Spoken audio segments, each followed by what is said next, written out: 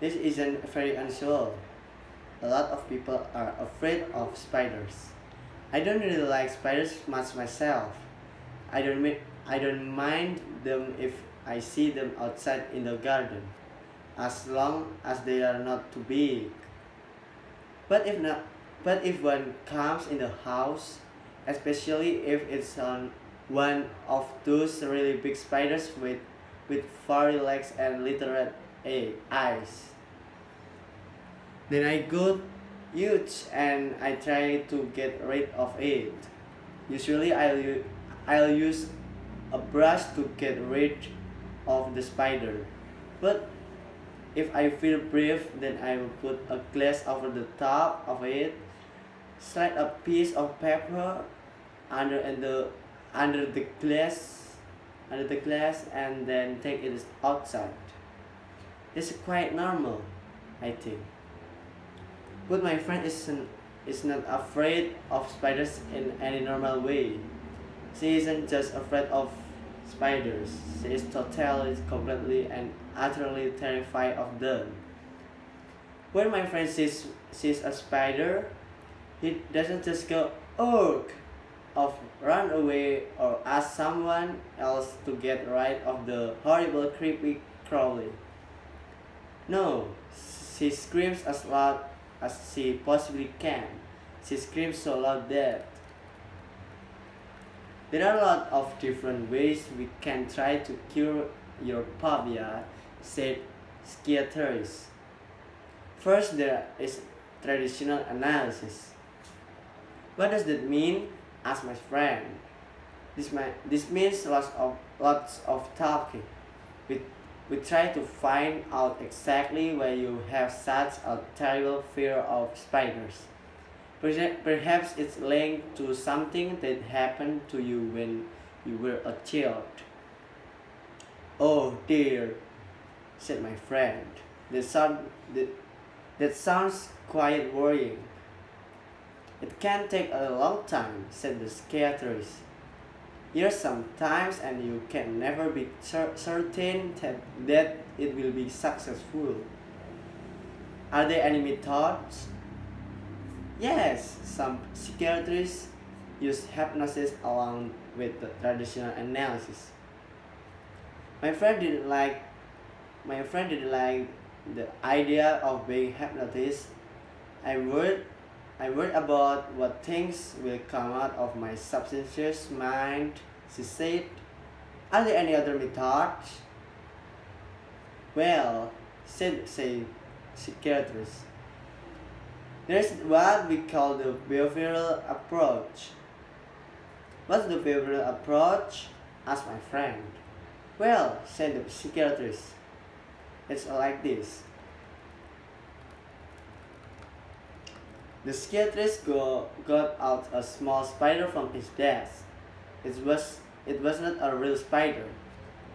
It was made of plastic. Even though it was only a plastic spider, my friend screamed when she saw it. Don't worry, said the psychiatrist. It's not a real spider. I know, said my friend, but I'm afraid of it just the same. Said the psychiatrist. A serious case? He put the plastic spider on the desk. When my friend stopped screaming, the psychiatrist told her to touch it. When she stopped screaming again, the idea to touching the plastic spider was enough to make her scream. She touched it. At first she touched it for just 1 second. She shivered all over, but at last she managed to touch it. Okay, said the psychiatrist. That's all for today. Thanks, you can go home now. That's it? Asked my friend. Yes, that's all. Yes, for today. This is a behavioral approach. Come back tomorrow. My friend went back the next day, and this time the plastic spider was already on the doctor's desk. This time she touched it and held it for 5 minutes. Then the doctor told her to go home and come back the next day. The next day she went back and the plastic spider was on her chair. She had to move the spider so she could sit down.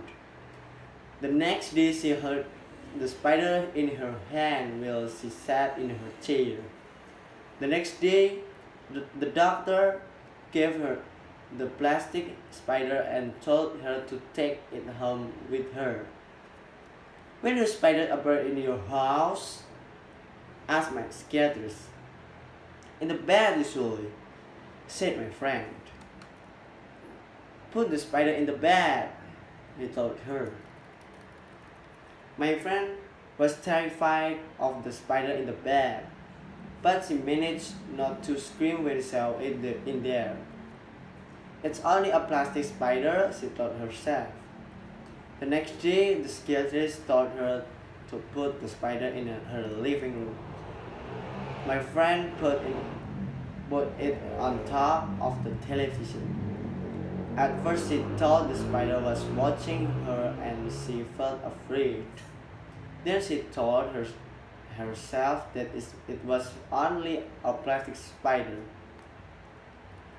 The next day, the psychiatrist told her put the spider in her bed.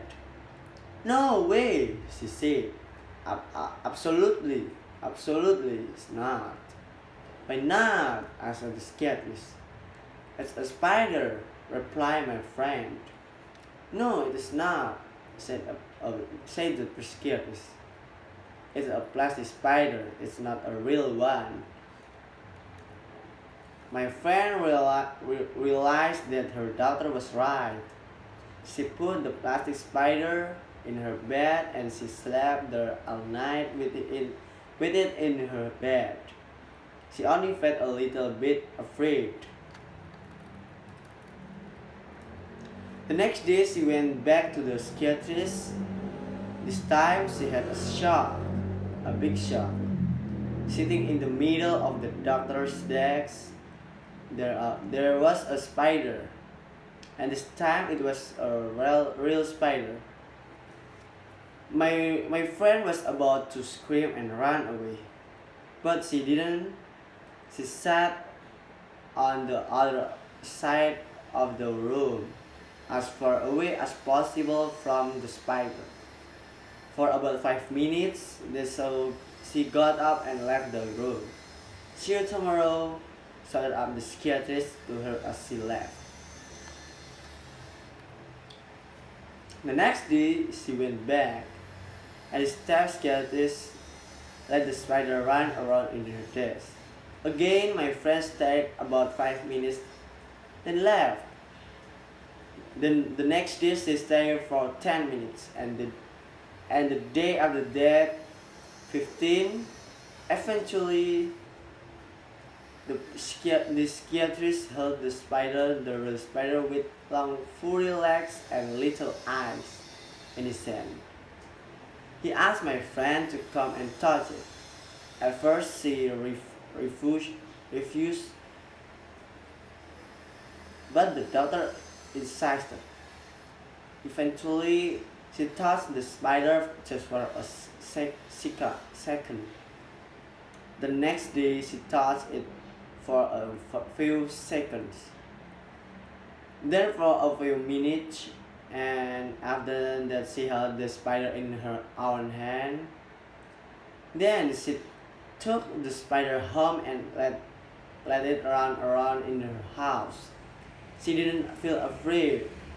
Well, okay, she didn't feel afraid, but only a tiny bit. "So now I've got a pet spider," she told me again. "We're done," I said. "There's only one problem," she said. And as she spoke, I noticed too that she was shivering all over. Then she screamed and climbed up on the chair. She was pointing to something on the floor. "Over there," she screamed. "Look, it's a beetle." Chris rose.